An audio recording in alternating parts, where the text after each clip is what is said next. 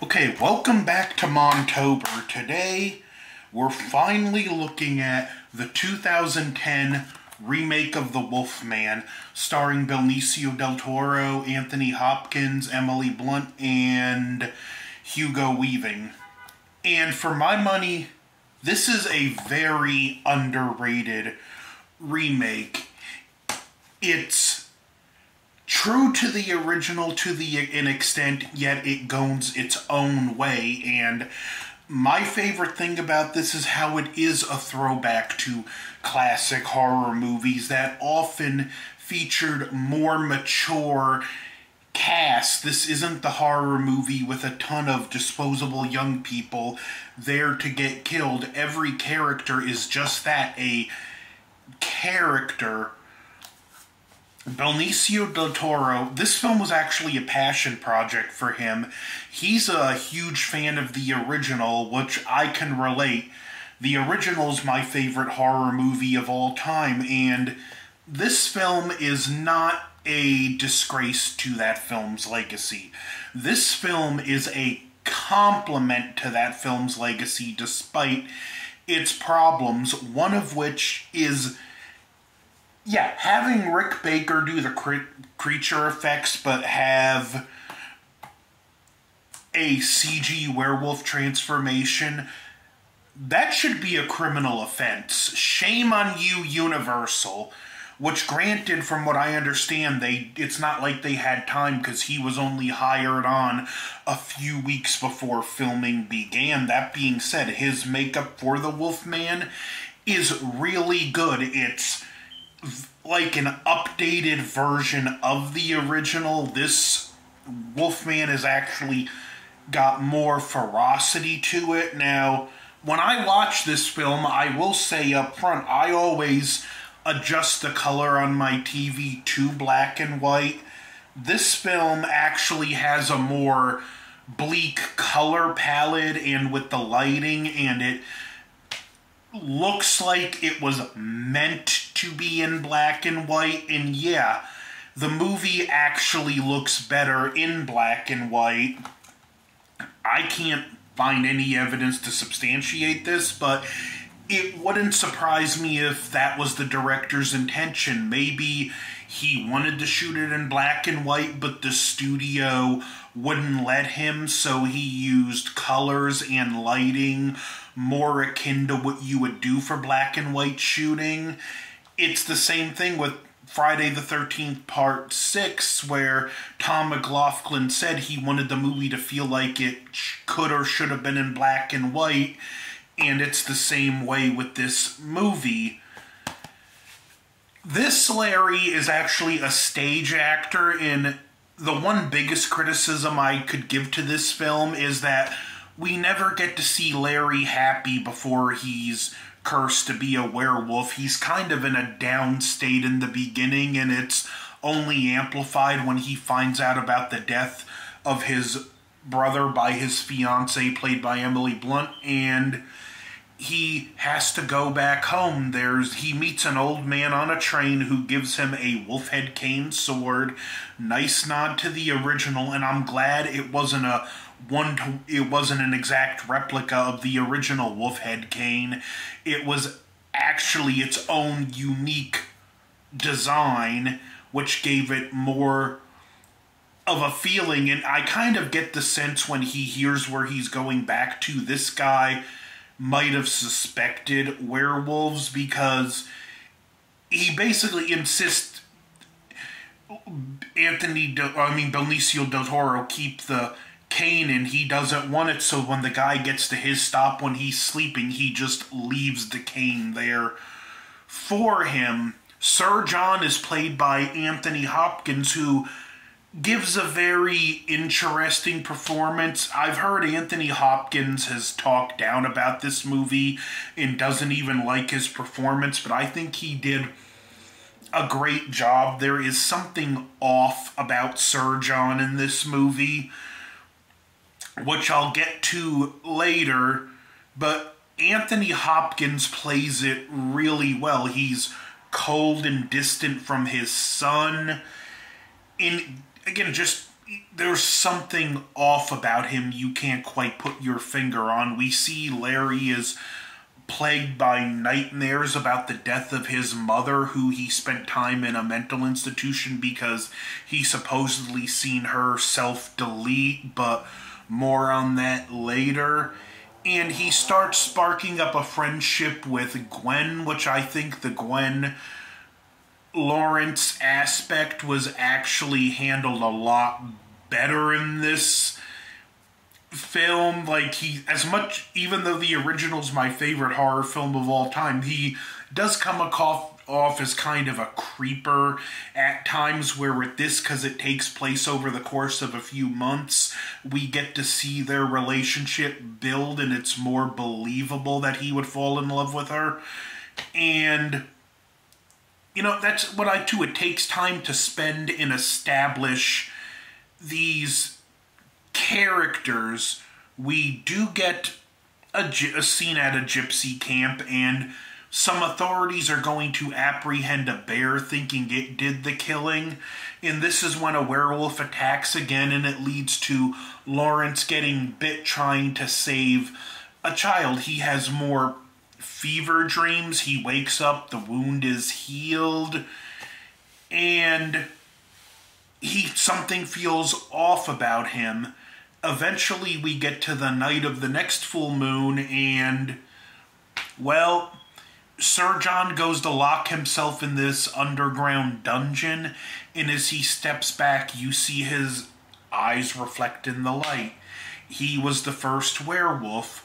Lawrence turns, kills a bunch of people, wakes up a bloody mess, and gets institutionalized, and we get a look at just how barbaric the mental health facilities of that time were. They're really not removed from a medieval torture chamber at all. Mental health treatment back then was just torturing you until you just comply, basically. We find out Sir John's origins at this point, and I thought it was really great because he went to this mountain, got bit by this feral childlike thing, and it was a complete throwback and nod to Werewolf of London, a movie we will never get a remake of, and I thought that was great. This is really a remake of The Wolfman and a soft remake of Werewolf of London. Great touch. I haven't talked much about Hugo Weaving, but he's a detective investigating the murder. We get a great scene at the mental hospital wherein the doctor brings an audience into this room and drags Lawrence to prove the full moon will do nothing.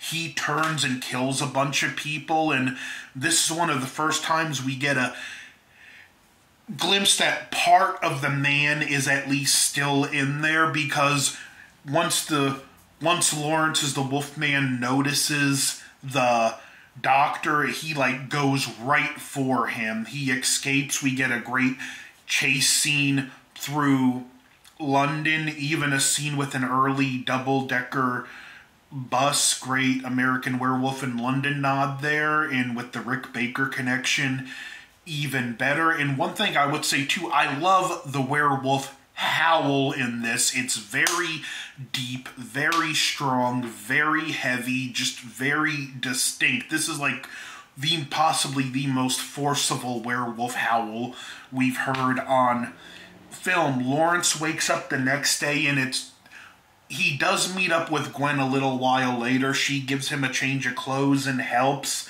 but we kind of get the next month is just a game of cat and mouse with Lawrence trying to get back home to stop his father, avoid the authorities. Gwen is trying to get there too. So is Arbogast, Hugo Weaving with some officers, and it all culminates. He makes it to the manor just before the full moon. We see Sir John had killed the officer set, and this was a nice scene because he's playing the piano, and we start to see blood on the keys, and then we see he killed the detective, and we get a werewolf versus werewolf fight, and this part I really liked. It was great. It was short and sweet. And one thing I liked is basically Anthony Hopkins, who he admitted he had a fight with his son because Gwen wanted to take him back to London, and he got mad. He didn't get locked in the dungeon that night, and he killed his son and realized it was a crime to lock the beast up, and that from now on he was going to embrace it, and whoever dies, dies. He's actually the one who killed Lawrence's mother. That's what Lawrence seen, and that's why he was in the mental hospital as a kid. Lawrence does kill him, and Anthony Hopkins dies a man. Unfortunately, Gwen makes it there and becomes his target. Detective Arbogast gets bit, and Gwen makes off with the gun. We get a great chase scene, which ends with the Wolfman pinning Gwen down and going to kill her, and she's reasoning with him, saying, "I know you're still in there, Lawrence." And we get a moment where he calms down and recognizes her before the authorities come and the beast comes back. She shoots and kills him, and he grabs her arm, and she's scared at first, but it's actually Lawrence wanting comfort at the time of his death. Lawrence, who was tortured and remorseful, gets to die a man, not the beast, where Sir John, who embraced the beast and gave up his conscience, doesn't. He dies a beast. Like I've said in a previous review, there's really 2.5 ways to do a werewolf movie. The guy knows he's a wolf and is horrified by it. The guy knows he's a wolf and embraces it. Or the guy doesn't know he's a wolf, but once he finds out, you have to do one of the other things. This movie actually does both of the first two. We have both ends of that spectrum, which I thought was nice, and the last shot is great. It's Detective Arbogast clutching his wound, holding the cane sword, and he looks up at the light of the full moon, knowing his fate. It's another great it's a similarly downer of a note to end on like the original, but for this movie I think it works. From what I understand, there was plans for a sequel where Arbogast is trying to learn to control the beast, and he's pursuing Jack the Ripper, so we would have had the Wolfman versus Jack the Ripper, and I have little doubt that this Jack the Ripper would have been revealed to be Dr. Jekyll and Mr. Hyde, so it probably would have also been the Wolfman versus Mr. Hyde. At least, please give us a novelization so I can read this. As you can tell, and as I said, I really like this movie. I don't think it deserves the hate it gets. It's a throwback to classic horror movies. It's a more mature horror movie. It's a slow burn. It's just a great homage to classic horror. And if you have seen this film or you haven't, the next time you watch it or when you watch it yourself, adjust your TV to black and white. It's such a better experience in black and white. So, The Wolfman from 2010, great to finally knock this one off the list. I hope I've convinced some of you to check it out or at least maybe give it a second chance. Don't forget to like, share, comment, subscribe. Over and out.